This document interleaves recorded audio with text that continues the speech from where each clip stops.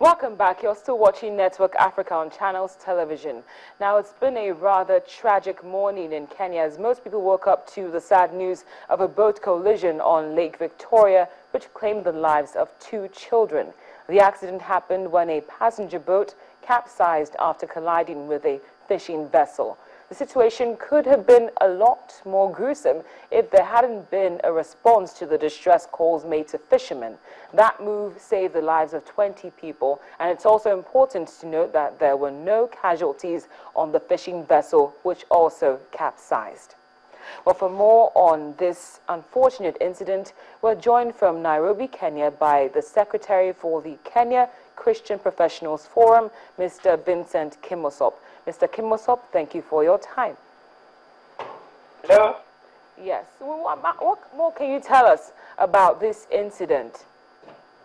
First of all, thanks for having me on the show. It's a pleasure. The number 2 is our hearts and our prayers goes to the family that lost 2 people in Lake Victoria early this morning.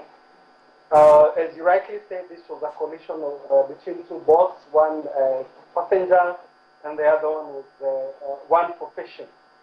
So of course, one of the reasons that this happened is one, the challenge of effective transportation system within the seawater and having very good response mechanism. But fortunately, because of the local initiatives and what the community did, a disaster was averted. So one thing that's very clear is for us to learn from these lessons, strengthen disaster response mechanism, and also support those who've been affected.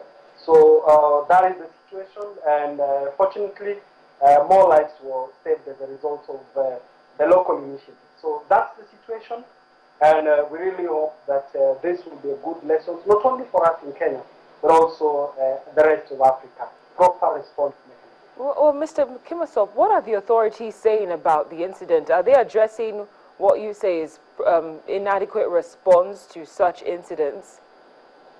The response from the authorities is that they led the locals in responding to it.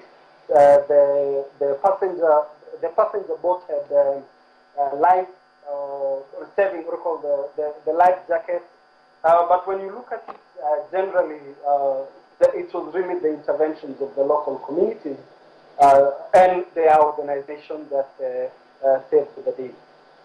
Well, Mr. Kimosop, thank you very much for your time and giving us the latest from that tragic situation. Thank you very much.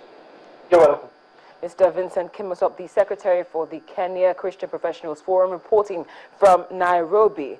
Well, we're still staying with what's happening in Kenya, but to some sports news now. Following the publication made by Britain's Sunday Times newspaper and German broadcaster ARD-WDR, which said that 12,000 blood tests indicates that over 800 athletes were involved in doping, some Kenyan athletes are afraid that their reputations could be at stake.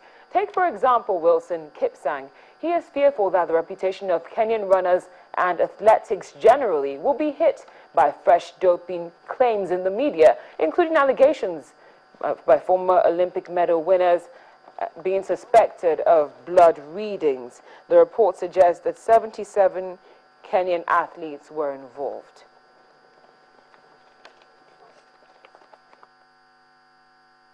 Allegations.